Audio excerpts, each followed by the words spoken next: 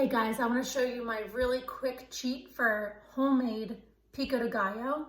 This is going to be so simple, and instead of individually dicing everything and having to chop it, or versus putting it in a blender and pureeing it, this way you can actually have true pico de gallo that has chunks in it, but it's going to be made super fast.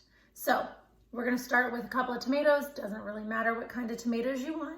This is a corn more. I actually use this product more for strawberries, but it works perfect to get the stem out of the center of your tomatoes. So now you don't have to waste the whole top part of your tomato. You can just scoop it in, swipe it around 1 or 2 times, and you have that all in there. Now, some tomatoes, the center of the core gets a little bit hard and it goes down a little bit further, so you can go deeper if you need to, but these are perfect. Now, I'm just gonna take and cut these up into a little bit smaller pieces so that they will actually fit into our manual food processor here that I'm gonna introduce. So most everybody knows what the food chopper is, and when I do this motion, everybody knows what it is. So the food chopper is great, but for small jobs, you would have to have a few different sections around the cutting board and you would be chopping those. Nope, no more of that. So we're gonna do a batch or 2 of just tomatoes. Okay, now we're gonna dump it all in here. So now this gives you almost a little more than a 2-cup cutting capacity versus the food chopper gives you almost a 1/4 cup. It is great for small jobs, but for this, as much salsa as I make, I need a bigger version.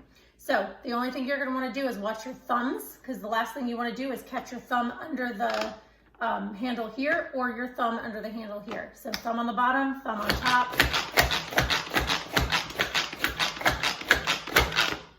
Now we can do big chunks. We're gonna do it a little bit more because I want it smaller. And you don't have to be gentle. A lot of people are afraid that's just gonna mush it and move it around. You actually want it to go all the way up and all the way down. And my tomatoes are perfect, okay? I'm gonna go ahead and do the other tomato. So if you wanna do a small batch, you can actually do 1 tomato, 1/4 of an onion, your cilantro, your garlic, your lime, and everything in 1 batch. But my house, we eat salsa we almost drink it. So I'm gonna put these tomatoes in here, do a 2nd batch of tomatoes. Now if I'm having a party, we'll do this a few times to have extra salsa. Some you can leave chunkier than others. So the first batch I did a little bit more. This batch, they're a lot chunkier. It just gives a good texture to your salsa. Now, this batch is going to be all onion, cilantro, lime, garlic.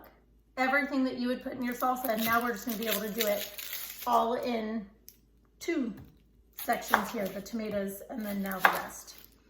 So I'm gonna take the skin off of my onion here.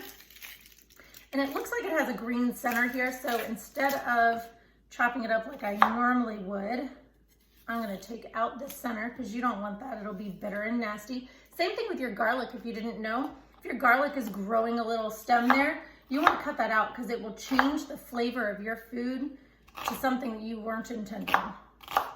So we're gonna toss our onion in there, just make sure your blade stays up straight.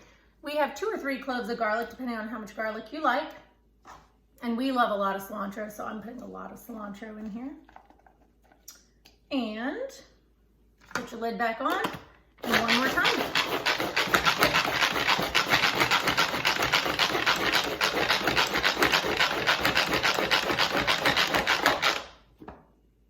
Look at how perfect this chops it all up.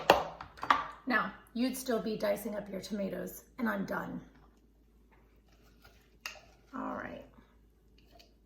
Now the last thing I need is my salt. And I'm just gonna stir this around and show you guys how fast. Oh, look, I almost forgot. Can't forget your lime. You would taste it and know immediately.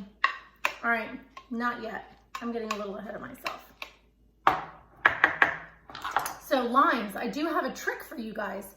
So with your limes, can you tell the difference This one's a little bit shinier. This one has a little bit more pitted and it's a little bit more textured.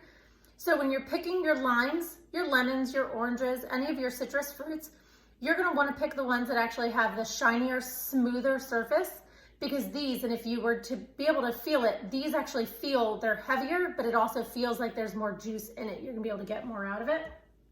So you're gonna pick the smooth and shinier ones. And my tip, with the citrus press, you're actually gonna put it in what you would think is upside down. If you put it in this way and squeeze, you're gonna end up with a facial and you don't want that. So we're gonna flip it back around and then juice it right into our salsa. And my gosh, that had so much juice, I don't think we need the other half of it. And then stir it around and check out pico de gallo in just a few minutes. Now, my other hack is, look at how good that is.